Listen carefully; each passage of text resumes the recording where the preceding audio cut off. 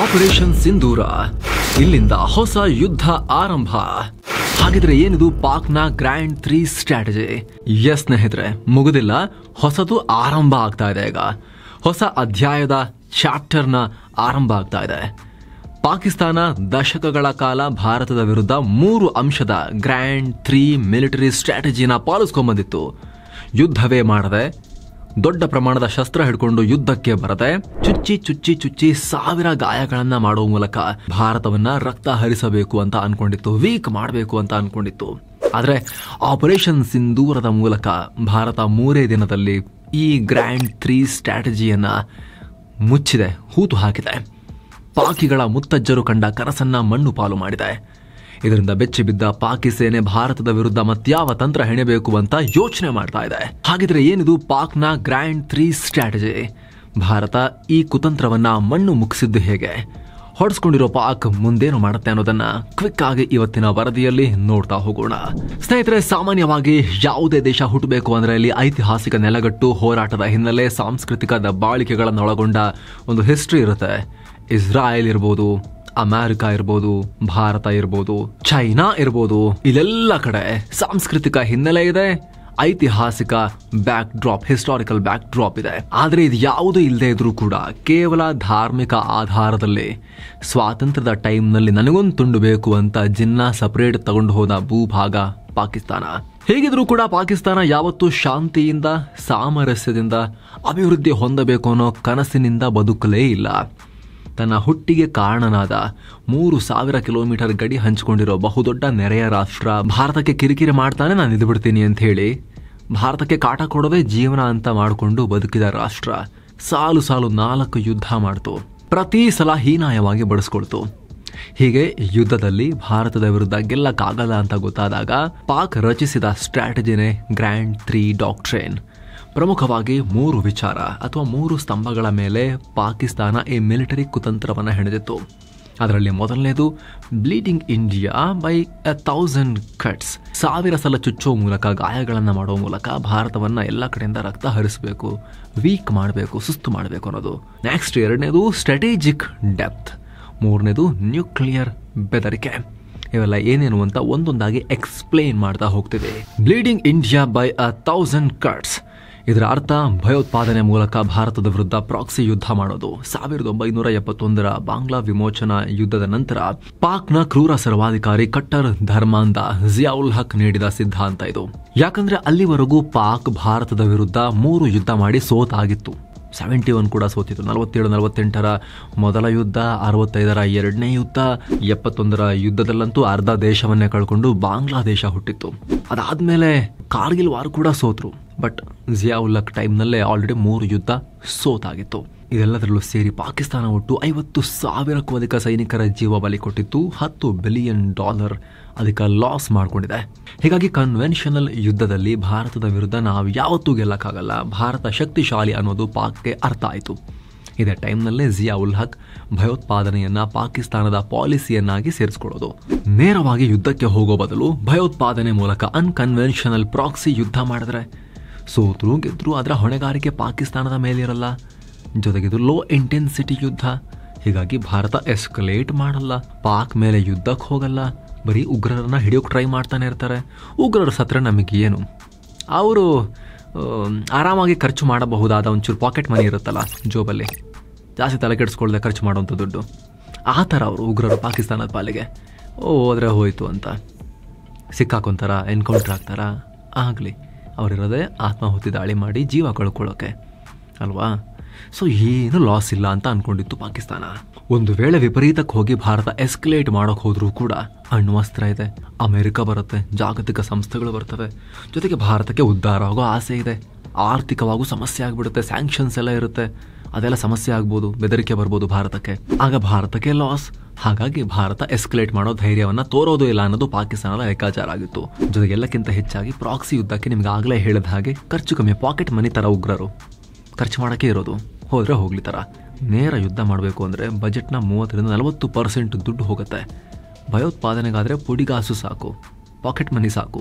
ಉಗ್ರ ಕ್ಯಾಂಪ್ ಹಾಕಿ ಊಟ ಹಾಕಿ ಅವಕ್ಕೆ ಚೆನ್ನಾಗಿ ಉಗ್ರ ಮರಿಗಳಿಗೆ ತಲೆಗೆ ಮತಾಂಧತೆಯನ್ನು ತುಂಬಿ ನೀನು ಹೋಗು ಸತ್ತು ಬಿಡು ನಿನಗೆ ಸ್ವರ್ಗ ಸಿಗುತ್ತೆ ಅಂತ ಹೇಳಿ ಕಳಿಸಿದ್ರೆ ಆಯಿತು.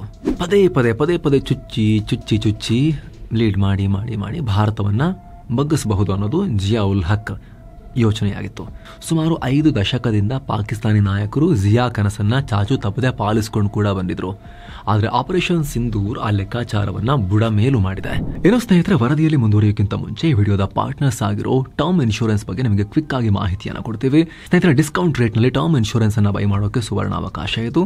ಡಿಸ್ಕ್ರಿಪ್ಷನ್ ಅಲ್ಲಿ ಪಿನ್ ಮಾಡಿರೋ ಕಾಮೆಂಟ್ ನಲ್ಲಿ ಲಿಂಕ್ ಇದೆ. ಎಷ್ಟು ಡಿಸ್ಕೌಂಟ್ ಅಂತ ಅಲ್ಲೇ ಕೂಡ ಮೆನ್ಷನ್ ಮಾಡಿರ್ತೀವಿ. ಕ್ಲಿಕ್ ಮಾಡೋ ಮೂಲಕ ನೀವು ಬೈ ಮಾಡಬಹುದು. ಭಾರತದ ಟಾಪ್ ಪ್ರೊವೈಡರ್ ಗಳಿಂದ ಬೈ ಮಾಡಬಹುದು. ಟರ್ಮ್ ಇನ್ಶೂರೆನ್ಸ್ ಒಂದು ಅತ್ಯವಶ್ಯಕ ಸೆಕ್ಯೂರಿಟಿ, ಫಿನಾನ್ಷಿಯಲ್ ಸೆಕ್ಯೂರಿಟಿಯ ಪ್ರಾಡಕ್ಟ್ ಇದು, ಪ್ರೊಟೆಕ್ಷನ್ ಪ್ಲಾನ್ ಇದು. ದುಡಿತಾ ಇರೋ ವ್ಯಕ್ತಿ ಟರ್ಮ್ ಇನ್ಶೂರೆನ್ಸ್ ಮಾಡಿಸಿದಾಗ ಅದು ಅವರ ಫ್ಯಾಮಿಲಿಗೆ ಆರ್ಥಿಕ ಭದ್ರತೆ. ದುಡಿತಾ ಇರೋ ವ್ಯಕ್ತಿ ಮೇಲೆ ಡಿಪೆಂಡ್ ಆಗಿರೋ ಫ್ಯಾಮಿಲಿಗೆ ಆರ್ಥಿಕ ಭದ್ರತೆ. ಅರ್ನಿಂಗ್ ಪರ್ಸನ್ಗೆ ಏನಾದರೂ ಕೂಡ ಹೆಚ್ಚು ಕಮ್ಮಿ ಆದರೆ, ಅವರಿಲ್ಲ ಅಂತ ಆಗಿಬಿಟ್ರೆ, ಅಂಥ ಟೈಮ್ನಲ್ಲಿ ಫ್ಯಾಮಿಲಿ ಆರ್ಥಿಕವಾಗಿ ಬೀದಿಗೆ ಬರಬಾರ್ದು, ಸಂಕಷ್ಟಕ್ಕೀಡಾಗಬಾರ್ದು ಅಂತಲೇ ಡಿಸೈನ್ ಆಗಿರೋ essential financial product term insurance. ಎಷ್ಟು ಯಂಗ್ ಏಜ್ನಲ್ಲಿ ಜಾಯ್ನ್ ಆಗ್ತೀವಿ ಅಷ್ಟು ಕಮ್ಮಿಯ ಪ್ರೀಮಿಯಂ ಇರುತ್ತೆ.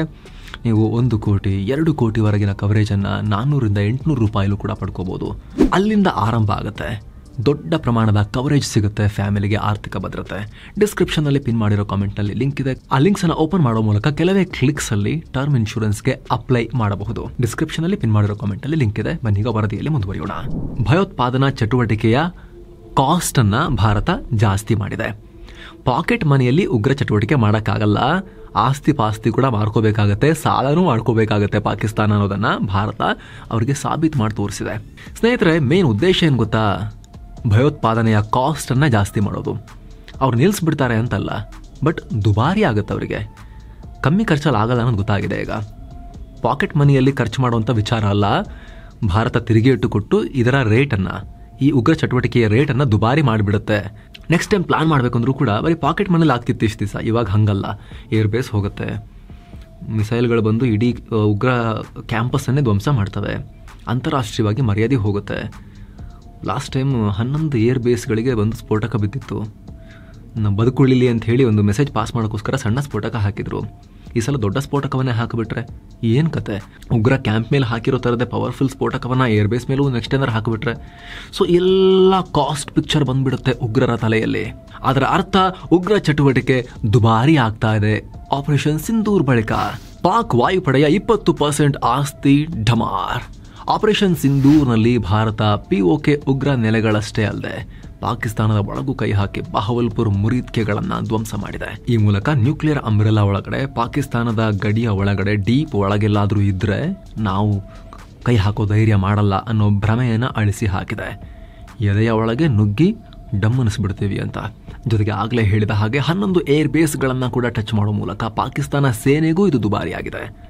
ನಿಖರವಾಗಿ, ನಿರ್ದಿಷ್ಟವಾಗಿ ಪಾಕ್ನ ಏರ್ ಆಸೆಟ್ಗಳಲ್ಲಿ, ಆ ಏರ್ ಬೇಸ್ಗಳಲ್ಲೂ ಕೂಡ ಪರ್ಟಿಕ್ಯುಲರ್ ಪಾಯಿಂಟ್ಗಳ ಮೇಲೆ ಪಿನ್ ಪಾಯಿಂಟ್ ಆಕ್ಯುರಸಿಯೊಂದಿಗೆ ಭಾರತ ಹೊಡೆದಿದೆ. ಪರಿಣಾಮ ಪಾಕಿಸ್ತಾನಿ ಏರ್ಫೋರ್ಸ್ನ 20% ಮೂಲ ಸೌಕರ್ಯ 90 ನಿಮಿಷದಲ್ಲಿ ಧ್ವಂಸ ಆಗಿದೆ. ಭಿಕ್ಷೆ ಬೇಡಿ ಮಾಡಿದ್ದಿದ್ದೆಲ್ಲ 90 ಮಿನಿಟ್ಸ್ ಗಾನ್. ಜೊತೆಗೆ ಮಿಲಿಟರಿ ಟೆಕ್ನಾಲಜಿಯಲ್ಲಿ ಆಗ್ತಿರೋ ಕ್ರಾಂತಿಕಾರಿ ಬೆಳವಣಿಗೆ ಪ್ರಜಾಪ್ರಭುತ್ವ ರಾಷ್ಟ್ರಗಳಿಗೆ ಈ ಥರದ ಸಣ್ಣ ಯುದ್ಧಗಳನ್ನು ಮಾಡೋಕೆ ಈಸಿ ಮಾಡಿದೆ. ಯಾಕಂದರೆ ಡ್ರೋನ್, UAV, ಸಣ್ಣ ಪುಟ್ಟ ಮಿಸೈಲ್ಗಳು, ಈ ಫೈಟರ್ ಜೆಟ್ ಮತ್ತು ಯುದ್ಧ ಟ್ಯಾಂಕರ್ಗಳಿಗೆಲ್ಲ ಹೋಲಿಸಿದ್ರೆ ಒಂದಿಷ್ಟು ಲಕ್ಷಗಳ ಖರ್ಚಲ್ಲೇ ಆಗ್ಬಿಡುತ್ತೆ. ಹೀಗಾಗಿ ಭಾರತದಂತಹ ರಾಷ್ಟ್ರಗಳಿಗೆ ದೊಡ್ಡ ಹೊರೆ ಅಲ್ಲ. ಜೊತೆಗೆ ಮುಖ್ಯವಾಗಿ ಇದರಲ್ಲಿ ಹೆಚ್ಚು ಸೈನಿಕರ ಇನ್ವಾಲ್ವ್ಮೆಂಟ್ ಇರಲ್ಲ. ಆಪರೇಷನ್ ಸಿಂಧೂರ್ನಲ್ಲಿ ಭಾರತದ ಸೈನಿಕರು ಗಡಿ ದಾಟಿ ಹೋಗೇ ಇಲ್ಲ. ಹೀಗಾಗಿ ಸೈನಿಕರನ್ನ ಕಳ್ಕೊಳ್ಳುವ ಅಪಾಯ ಕೂಡ ಇರುವುದಿಲ್ಲ. ಜೊತೆಗೆ ಗುರಿ ನಿರ್ದೇಶಿತ ಶಸ್ತ್ರಗಳ ಮೂಲಕ ನಿಖರವಾಗಿ ದಾಳಿ ಮಾಡೋಕ್ಕಾಗತ್ತೆ. ಶತ್ರು ದೇಶದಲ್ಲೂ ಕೂಡ ಅಮಾಯಕರ ಸಾವು ನೋವುಗಳಾಗೋ ಅಪಾಯ ಇರುವುದಿಲ್ಲ. ಕೇವಲ ಶತ್ರುವನ್ನ ಮಾತ್ರ ಹುಡುಕಿ ಹೊಡಿಬಹುದು. ಭಾರತ ಕೂಡ ಇದನ್ನೇ ಮಾಡಿ ತೋರಿಸಿದೆ. ಜಗತ್ತು ಕೂಡ ತುಂಬಾ ತಲೆ ಕೆಡಿಸ್ಕೊಳ್ಳೋದ ಇದ್ರ ಬಗ್ಗೆ. ಬದಲಾಗ್ತಿರೋ ಜಗತ್ತಲ್ಲಿ ಇಂಥ ಸಣ್ಣ ಸಣ್ಣ ಮಿಲಿಟರಿ ಆಪರೇಷನ್ಗಳನ್ನ ಟಾಲರೇಟ್ ಮಾಡಲಾಗುತ್ತೆ. ಕಂಪ್ಲೀಟ್ ಯುದ್ಧನೇ ಬೇಡ ಅಂತ ಜಗತ್ತು ಹೇಳ್ತಾ ಇಲ್ಲ. ಜಗತ್ತಿನ ಶಾಂತಿಗೆ ಕಾರಣೀಕರ್ತರಾಗೋ ಇಂಥ ಉಗ್ರ ಹುಳುಗಳಿಗೆ ಬುದ್ಧಿ ಕಲಿಸೋಕೆ, ಅವ್ರನ್ನ ರಿಫಾರ್ಮ್ ಮಾಡೋಕೆ ಏನ್ ಮಾಡೋದು? ಜನ್ಮ ಕೊಟ್ಟಿರೋ ತಪ್ಪಿಗೆ ಸುಮ್ಮನೆ ಬಿಡಕ್ಕಾಗತ್ತಾ? ಬುದ್ಧಿ ಹೇಳಷ್ಟು ಹೇಳೋದು, ಲಾಸ್ಟಿಗೆ ಏನಾದ್ರು ಮಾಡ್ಕೊಂಡು ನಿನ್ ಪಾಡಿಗೆ ನೀನು ಹೋಗು, ಮನೆ ಬಿಟ್ಟು ಹೋಗು ಅಂತ ಹೇಳೋದು. ಆಯ್ತು, ಮನೆ ಬಿಟ್ಟು ಹೋಗ್ತೀನಿ, ಹೊರಗೆ ಒಂದು ಗೋಡೆ ಮೇಲೆ ಸುತ್ತು ಮಾಡ್ತೀನಿ ಅಂತ ಹೇಳಿದ್ರೆ ಕೊಡ್ಬೇಕಲ್ಲ ಸರಿಯಾಗಿ ಒಂದು ಪೆಟ್ಟು, ರಿಫಾರ್ಮ್ ಮಾಡಬೇಕಲ್ಲ. ಸೊ ಅದನ್ನ ಭಾರತ ಮಾಡಿದೆ ಈಗ ಪಾಕಿಸ್ತಾನಕ್ಕೆ. ಕೈಕೊಟ್ಟ ಮುಸ್ಲಿಂ ರಾಷ್ಟ್ರಗಳು ಇನ್ನು ಭಾರತದ ವಿರುದ್ಧ ಪಾಕ್ನ ಗ್ರ್ಯಾಂಡ್ 3 ಸ್ಟ್ರಾಟಜಿಯಲ್ಲಿದ್ದ ಮತ್ತೊಂದು ಪ್ರಮುಖ ಅಂಶ ಸ್ಟ್ರಾಟಜಿಕ್ ಡೆಪ್ತ್. ಇದರಲ್ಲಿ ಅಫ್ಘಾನಿಸ್ತಾನವನ್ನ ಭಾರತದ ವಿರುದ್ಧ ಬಳಸುವುದು ಹಾಗೆ ಕಾಶ್ಮೀರ ವಿಚಾರದಲ್ಲಿ ಮುಸ್ಲಿಂ ರಾಷ್ಟ್ರಗಳನ್ನ ಒಟ್ಟುಗೂಡಿಸುವುದು ಪಾಕಿಸ್ತಾನದ ಸ್ಟ್ರಾಟಜಿಯಾಗಿತ್ತು. ಆದರೆ ಎರಡೂ ಉಲ್ಟಾ ಆಗಿದೆ. 1.5 ದಶಕಗಳ ಹಿಂದೆ ಪಾಕಿಸ್ತಾನಕ್ಕೆ ಜೊತೆಯಾಗಿದ್ದ ತಾಲಿಬಾನಿಗಳು ಈಗ ಭಾರತಕ್ಕಿಂತ ದೊಡ್ಡ ಶತ್ರುಗಳಾಗಿದ್ದಾರೆ ಪಾಕಿಸ್ತಾನಕ್ಕೆ. ದಿನ ಬೆಳಗಾದರೆ ಪಾಕ್ ಮೇಲೆ ಅವರೇ ದಾಳಿ ಮಾಡ್ತಿದ್ದಾರೆ. ಪಾಕಿಸ್ತಾನವನ್ನ ಮತ್ತೆ ಒಡೆದು ಪಶ್ತೂನಿಸ್ತಾನ್ ಮಾಡಕ್ ಹೊರಟಿದ್ದಾರೆ ತಾಲಿಬಾನಿಗಳು. ಸಾಲ್ದು ಅಂತ ಭಾರತ ಅಫ್ಘಾನಿಸ್ತಾನ ಜೊತೆಯಾಗ್ತಾ ಇದ್ದಾರೆ, ಸರಿ ಮಾಡ್ಕೊಳ್ತಿದ್ದಾರೆ ಸಂಬಂಧ. ತಾಲಿಬಾನಿ ಸರ್ಕಾರದೊಂದಿಗೆ ಒಳ್ಳೆ ಸಂಬಂಧ ಬೆಳೆಸ್ಕೊಳ್ತಿದ್ದಾರೆ. ಅತ್ತ ಮುಸ್ಲಿಂ ರಾಷ್ಟ್ರಗಳು ಕೂಡ ಪಾಕ್ನ ಕಾಶ್ಮೀರ ಕನಸಿಗೆ ಸೊಪ್ಪು ಹಾಕ್ತಾ ಇಲ್ಲ. ಟರ್ಕಿ ಅಂತ ಕಿಡಿಗೇಡಿಗಳನ್ನ ಬಿಟ್ಟರೆ ಪಾಕಿಸ್ತಾನವನ್ನ ಯಾರೂ ಮೂಸ್ತಾ ಇಲ್ಲ. ಪ್ಯಾಲೆಸ್ತೈನ್ ನೋಡಿದ ಹಾಗೆ ಕಾಶ್ಮೀರವನ್ನ ಮುಸ್ಲಿಂ ಜಗತ್ತು ನೋಡ್ತಾ ಇಲ್ಲ. ಬದಲಾಗಿ ಮಿಡಲ್ ಈಸ್ಟ್ ಮುಸ್ಲಿಂ ರಾಷ್ಟ್ರಗಳು ಭಾರತದೊಂದಿಗೇನೆ ಸಂಬಂಧ ಚೆನ್ನಾಗಿ ಮಾಡ್ಕೊಳ್ತಿದ್ದಾರೆ. ಬಿಲಿಯನ್ ಡಾಲರ್ ಭಾರತದಲ್ಲಿ ಇನ್ವೆಸ್ಟ್ ಮಾಡ್ತಿದ್ದಾರೆ. ಪಾಕಿಸ್ತಾನ ಭಿಕ್ಷೆ ಬೆಳೆದ್ರು ಈಗ ಜಾಸ್ತಿ ದುಡ್ಡು ಕೊಡ್ತಾ ಇಲ್ಲ. ಪಾಕ್ ಗತಿಗೆಟ್ಟ ದೇಶ, ಆದರೆ ಭಾರತ ವೇಗವಾಗಿ ಅಭಿವೃದ್ಧಿ ಹೊಂದ್ತಾ ಇರೋ ಆರ್ಥಿಕ ಶಕ್ತಿ ಮತ್ತು ಮಿಲಿಟರಿ ಪವರ್ ಕೂಡ. ಹೀಗಾಗಿ ಪಾಕ್ಗಿಂತ ಭಾರತದೊಂದಿಗೆ ಸಂಬಂಧ ಇಟ್ಕೊಳ್ಳೋದ್ರಲ್ಲಿ ಅರ್ಥ ಕಾಣಿಸ್ತಾ ಇದೆ ಅರಬ್ ರಾಷ್ಟ್ರಗಳಿಗೆ. ಇದೇ ಕಾರಣಕ್ಕೆ ಆಪರೇಷನ್ ಸಿಂಧೂರ್ ನಂತರ ಸೌದಿ UAE ಶಾಂತಿ ಕಾಪಾಡಿ ಅಂತ ಹೇಳಿದ್ವೆ ಹೊರತು ಪಾಕ್ ಪರವಾಗಿ ಒಂದೇ ಒಂದು ಕಾಮೆಂಟ್ ಮಾಡಿಲ್ಲ. ನ್ಯೂಕ್ಲಿಯರ್ ಬೆದರಿಕೆ ಟುಸ್. ಪಾಕ್ನ ಗ್ರ್ಯಾಂಡ್ 3 ಸ್ಟ್ರಾಟಜಿಯ ಕೊನೆಯ ಅಸ್ತ್ರ ಅಂದ್ರೆ ನ್ಯೂಕ್ಲಿಯರ್ ಬೆದರಿಕೆ. ನ್ಯೂಕ್ಲಿಯರ್ ಆತಂಕದಿಂದ ಭಾರತ ದೊಡ್ಡ ಸಂಘರ್ಷಕ್ಕೆ ಮುಂದಾಗಲ್ಲ ಅನ್ನೋದು ಪಾಕ್ನ ಗಟ್ಟಿ ನಂಬಿಕೆ. ಭಾರತ ಗುಟುರು ಹಾಕಿದಾಗೆಲ್ಲ ನ್ಯೂಕ್ಲಿಯರ್ ಅಂತ ಹೇಳ್ತಿತ್ತು. ಆದರೆ ಶಸ್ತ್ರಾಸ್ತ್ರಗಳಲ್ಲಾದ ಇನೋವೇಷನ್ನಿಂದ ಆದರೆ ಈಗ ಭಾರತ ಮಿಲಿಟರಿಯಲ್ಲಿ ಎಷ್ಟು ಹೈಟೆಕ್ ಆಗಿದೆ ಅಂದರೆ ಎಸ್ಕಲೇಷನ್ ಲ್ಯಾಡರ್ನಲ್ಲಿ ಹೆಚ್ಚು ಹೆಜ್ಜೆಗಳು ಈಗ ಆ್ಯಡ್ ಆಗಿದ್ದಾವೆ. ನ್ಯೂಕ್ಲಿಯರ್ ಥ್ರೆಶೋಲ್ಡ್ ಅಥವಾ ನ್ಯೂಕ್ಲಿಯರ್ ಡಿಟರೆನ್ಸ್ನ ಅಲ್ಲಿವರೆಗೂ ಹೋಗದೆ, ನ್ಯೂಕ್ಲಿಯರ್ ಅಸ್ತ್ರದವರೆಗೂ ಹೋಗದೆ, ಅದಕ್ಕಿಂತ ಕೆಳಗೇನೆ ಸುಮಾರು ಏಟು ಕೊಡುವಂಥ, ಮಿಲಿಟರಿ ಏಟನ್ನು ಕೊಡುವಂಥ, ಕೈನೆಟಿಕ್ ಯುದ್ಧ ನಡೆಸುವಂಥ ಆಪ್ಷನ್ಸ್ ಆ್ಯಡ್ ಆಗಿವೆ. ಜೊತೆಗೆ ಎಲ್ಲಕ್ಕಿಂತ ಹೆಚ್ಚಾಗಿ ಪಾಕಿಸ್ತಾನ ತಾನು ಅಣ್ವಸ್ತ್ರ ಬಳಸಿದ್ರೆ ಮರುಕ್ಷಣ ಭಾರತದ ದಾಳಿಗೆ ಸಂಪೂರ್ಣ ನಾಶ ಆಗ್ತೀನಿ ಅನ್ನೋ ಅರಿವನ್ನು ಕೂಡ ಹೊಂದಿದೆ. ಹೀಗಾಗಿ ಅಣ್ವಸ್ತ್ರ ಅನ್ನೋದು ಅವ್ರನ್ನ ಮುಟ್ಟಕ್ಕೆ ಆಗಲ್ಲ ಅಂತ ಅಲ್ಲ. ಅಣ್ವಸ್ತ್ರ ಇರೋದು ಇನ್ನೊಂದು ರಾಷ್ಟ್ರ ತನ್ನ ಮೇಲೆ ಅಣ್ವಸ್ತ್ರ ಬಳಸದೇ ಇರೋ ರೀತಿ ಡಿಟರೆಂಟ್ ಆಗಿ, ಮುಟ್ಟಕ್ಕೆ ಆಗದಿರೋ ಥರ ಡಿಟರೆನ್ಸ್ ಅಲ್ಲ ಅದು. ಅಣ್ವಸ್ತ್ರ ಇದ್ದಾಗಲೂ ಕೂಡ ಸಾಂಪ್ರದಾಯಿಕ ಯುದ್ಧ ನಡೀಬಹುದು. ಕಾರ್ಗಿಲಲ್ಲೂ ಸಾಬೀತಾಗಿದೆ, ಆಪರೇಷನ್ ಸಿಂಧೂರ್ನಲ್ಲೂ ಸಾಬೀತಾಗಿದೆ. ಅಣ್ವಸ್ತ್ರ ಇರೋದು ಇನ್ನೊಂದು ರಾಷ್ಟ್ರ ಅಣ್ವಸ್ತ್ರ ನನ್ನ ಮೇಲೆ ಪ್ರಯೋಗ ಮಾಡದಿರೋ ಥರ ಅಷ್ಟೇ. ಅದನ್ನು ಹೊರತುಪಡಿಸಿ ಅಣ್ವಸ್ತ್ರ ಇರೋ ರಾಷ್ಟ್ರಗಳು ಇನ್ನೊಬ್ಬರಿಗೆ ಆರಾಮಾಗಿ ತಂಟೆ ಕೊಟ್ಕೊಂಡಿರ್ಬೋದು, ಟಾರ್ಚರ್ ಮಾಡ್ತಾನೆ ಇರ್ಬೋದು ಅನ್ನೋ ಭ್ರಮೆ ಇದೆಯಲ್ಲ, ಅದು ಸಾಧ್ಯನೇ ಇಲ್ಲ ಅಂತ ಭಾರತ ಕಾರ್ಗಿಲ್ ಯುದ್ಧದಲ್ಲೂ ಸಾಬೀತು ಮಾಡಿದೆ. ಆವಾಗಲೂ 2 ರಾಷ್ಟ್ರಗಳ ಬಳಿ ಅಣ್ವಸ್ತ್ರ ಇತ್ತು, ಒದ್ದಾಚೆ ಹಾಕ್ತು ಭಾರತ ಪಾಕಿಸ್ತಾನವನ್ನು ಕಾರ್ಗಿಲ್ನಿಂದ. ಈಗ ಒಳನುಗ್ಗಿ ಏರ್ ಬೇಸ್ಗಳನ್ನೆಲ್ಲ 90 ಮಿನಿಟ್ಸಲ್ಲಿ ನಾರ್ತಿಂದ ಕರಾಚಿ ತನಕ ಏರ್ ಬೇಸ್ ಮತ್ತು ಮಿಲಿಟರಿ ನೆಲೆಗಳನ್ನು ಹೊಡೆದು ಹಾಕೋ ಮೂಲಕ 90 ಮಿನಿಟ್ಸಲ್ಲಿ, ವರ್ಷಗಳ ಕಾಲ ತಗೊಳ್ತಿತ್ತು ಒಂದು ಕಾಲದಲ್ಲಿ ಇಷ್ಟೆಲ್ಲ ಕ್ಯಾಂಪೇನ್ ಮಾಡಬೇಕು ಮಿಲಿಟರಿಲಿ ಅಂತ ಹೇಳಿದ್ರೆ, 90 ಮಿನಿಟ್ಸಲ್ಲಿ ಮಾಡ್ತು ಭಾರತ. ಸೊ ಇದನ್ನು ಮಾಡೋ ಮೂಲಕ ನ್ಯೂಕ್ಲಿಯರ್ ಬ್ಲ್ಯಾಕ್ ಮೇಲ್ಗೆ ಯಾರೂ ಹೆದರಲ್ಲ. ಅಣ್ವಸ್ತ್ರ ಇರೋದು ಆಗಲೇ ಹೇಳಿದ ಹಾಗೆ ಅಣ್ವಸ್ತ್ರದ ವಿರುದ್ಧ ಅದು ಪ್ರತಿರೋಧಕ್ಕೆ, ಡಿಟರೆಂಟ್ ಆಗಿ, ಇನ್ನೊಂದು ರಾಷ್ಟ್ರ ನನ್ನ ಮೇಲೆ ಅಣ್ವಸ್ತ್ರ ದಾಳಿ ಮಾಡದಂತೆ ತಡೆಯೋಕೆ, ಯಾಕಂದ್ರೆ ಅವ್ರಿಗೂ ಭಯ ಇರುತ್ತಲ್ಲ ಇವ್ರ ಹತ್ರ ಇದೆ ಅಂತೇಳಿ, ಅಷ್ಟಕ್ಕೆ ಮಾತ್ರ. ಅದನ್ನು ಹೊರತುಪಡಿಸಿ ಬೇರೆ ಯಾವುದನ್ನು ಸಹಿಸಿಕೊಳ್ಳೋ ಅವಶ್ಯಕತೆ ಇಲ್ಲ. ಆ ಅಣ್ವಸ್ತ್ರದ ಯುದ್ಧದ ಕೆಳಗಡೆ ಸಿಕ್ಕಾಪಟ್ಟೆ ಡ್ಯಾಮೇಜ್ ಮಾಡೋಕೆ ಇನ್ನೂ ಅವಕಾಶ ಇದೆ ಅನ್ನೋದನ್ನು ಭಾರತ ಸಾರಿ ಹೇಳಿದೆ. ಹಂಗಿದ್ದೂ ಕೂಡ ಅಣ್ವಸ್ತ್ರ ಅಂತ ಬಂದರೆ ನಮ್ಮ ಹತ್ರನೂ ಅದೇ ಇರೋದು, ಇನ್ನೂ ದೊಡ್ಡದೇ ಇದೆ ಅಂತ ಭಾರತ ಕ್ಲಿಯರ್ ಕಟ್ ಆಗಿ ಹೇಳಿದೆ. ಇದೆಲ್ಲದರ ಪರಿಣಾಮ ಅವರ ಗ್ರ್ಯಾಂಡ್ 3 ಸ್ಟ್ರಾಟಜಿ ಫೇಲ್ ಆಗಿದೆ. ಪಾಕ್ ಯುದ್ಧ ನೀತಿಯನ್ನೇ ಅಲುಗಾಡಿಸಿದೆ. ಪರಿಣಾಮ ಪಾಕ್ ಸೇನೆ ಸ್ಟ್ರಾಟಜಿಕಲಿ ದಿವಾಳಿಯಾಗಿದೆ. ಭಾರತದ ವಿರುದ್ಧ ಹೊಸ ಕುತಂತ್ರದ ಸ್ಟ್ರಾಟಜಿಯನ್ನು ಹುಡುಕೋಕೆ ಈಗ ಯೋಚನೆ ಮಾಡ್ತಿರ್ತಾರೆ. ಆದರೆ ಸ್ನೇಹಿತರೆ, ಬರೆದಿಡ್ಕೊಳ್ಳಿ, ಅವರಿಗೆ ಬೇರೆ ದಾರಿನೇ ಇಲ್ಲ. ಅಲ್ಲಿನ ಜನರೇ ಮ್ಯಾಟರ್ ಆಫ್ ಟೈಮ್ ಅಷ್ಟೇ. ಅಲ್ಲಿನ ಜನರೇ ಸೇನೆ ವಿರುದ್ಧ ದಂಗೆ ಏಳೋ ದಿನಗಳು ಹತ್ತಿರ ಬಂದಿವೆ. ಒಂದೋ ಜನರ ಹತ್ರ ಕಲ್ಲೇಟು ತಿನ್ನಬೇಕಾಗತ್ತೆ. ಆಲ್ರೆಡಿ ಕಲ್ಲೆಸಕ್ಕೆ ಶುರು ಮಾಡಿದ್ದಾರೆ. ಇಮ್ರಾನ್ ಖಾನ್ ಗ್ಯಾಂಗ್ ಮಿಲಿಟರಿ ಬೇಸಸ್ಗೆಲ್ಲ ನುಗ್ಗಿದ್ರು ಲಾಸ್ಟ್ ಟೈಮ್. ಅದು ವಿಪರೀತಕ್ಕೆ ಹೋಗಬಹುದು. ಇಲ್ಲಾಂದರೆ ಸೇನೆ ಸುಧಾರಿಸ್ಕೊಳ್ಬೇಕು. ನಾವೊಂದು ದೇಶ, ನಮ್ಮ ಪಾಡಿಗೆ ನಾವಿರೋಣ, ಅವ್ರಿಗೆ ತೊಂದರೆ ಕೊಟ್ಟೆ ಜೀವನ ಮಾಡಬೇಕಂತಿಲ್ಲ. ಎಲ್ಲರೂ ಒಟ್ಟಿಗೆ ನಮ್ಮ ಪಾಡಿಗೆ ನಾವು ಜೀವನ ನಡೆಸೋಣ ಅನ್ನೋ ರಿಯಾಲಿಟಿಯನ್ನು ಅರ್ಥ ಮಾಡಿಕೊಳ್ಳಲೇಬೇಕಾಗತ್ತೆ ಪಾಕಿಸ್ತಾನ. ಬೇರೆ ದಾರಿನೇ ಇಲ್ಲ. ಈ ಆಪರೇಷನ್ ಸಿಂಧೂರ್ ಮೂಲಕ ಅಂತೂ ಭಾರತ ತಾನೇ ಜನ್ಮ ಕೊಟ್ಟ ಈ ದಾರಿ ತಪ್ಪಿದ ಜೀವಿಯನ್ನ ರಿಫಾರ್ಮ್ ಮಾಡೋ, ಸರಿದಾರಿಗೆ ತರುವಂತಹ ಒಂದು ದೊಡ್ಡ ಪನಿಷ್ಮೆಂಟ್ ಅನ್ನ ಕೊಟ್ಟಿದೆ. ಈಗ ನೋಡಬೇಕು ಪಾಠ ಕಲಿತಾರ ಇಲ್ವಾ ಅಂತ. ಮತ್ತೆ ಭೇಟಿ ಆಗ್ತಿರೋಣ. ಆಗಲೇ ಹೇಳಿದ ಟರ್ಮ್ ಇನ್ಶೂರೆನ್ಸ್ ಪ್ಲಾನ್ಗಳ ಲಿಂಕ್ ಡಿಸ್ಕ್ರಿಪ್ಷನ್ ಮತ್ತು ಪಿನ್ ಮಾಡಿರೋ ಕಾಮೆಂಟ್ನಲ್ಲಿದೆ. ಕ್ಲಿಕ್ ಮಾಡೋ ಮೂಲಕ ನೀವು ಭಾರತದ ಟಾಪ್ ಪ್ರೊವೈಡರ್ಗಳ ಪ್ಲಾನ್ಗಳನ್ನು ಕಂಪೇರ್ ಮಾಡಿ ನಿಮ್ಮ ಏಜ್ಗೆ, ನಿಮ್ಮ ಇನ್ಕಮ್ಗೆ ಎಷ್ಟು ಕವರೇಜ್ ಬೇಕು, 1 ಕೋಟಿ ಬೇಕಾ, 2 ಕೋಟಿಯ ಕವರೇಜ್ ಬೇಕಾ, ಅದಕ್ಕೆ ನಿಮ್ಮ ಏಜ್ಗೆ ಎಷ್ಟು ಪ್ರೀಮಿಯಂ ಬರುತ್ತೆ ಎಲ್ಲವನ್ನ ಕ್ಯಾಲ್ಕುಲೇಟ್ ಮಾಡಿ ಎಕ್ಸ್ಟ್ರಾ ಫೀಚರ್ಸ್ ಆ್ಯಡ್ ಮಾಡಿಕೊಂಡು ಡಿಸ್ಕೌಂಟ್ ಎಷ್ಟಿದೆ ಅಂತ ಚೆಕ್ ಮಾಡಿಕೊಂಡು ಅಪ್ಲೈ ಮಾಡ್ಬೋದು. ಆ ಮೂಲಕ ನಿಮ್ಮ ಫ್ಯಾಮಿಲಿಗೆ ಆರ್ಥಿಕ ಭದ್ರತೆಯನ್ನು ಕೊಡ್ಬೋದು. ಡಿಸ್ಕ್ರಿಪ್ಷನಲ್ಲಿ ಪಿನ್ ಮಾಡಿರೋ ಕಾಮೆಂಟಲ್ಲಿ ಲಿಂಕ್ ಇದೆ. ಮತ್ತೆ ಭೇಟಿ ಆಗ್ತಿರೋಣ. ನಮಸ್ತೆ.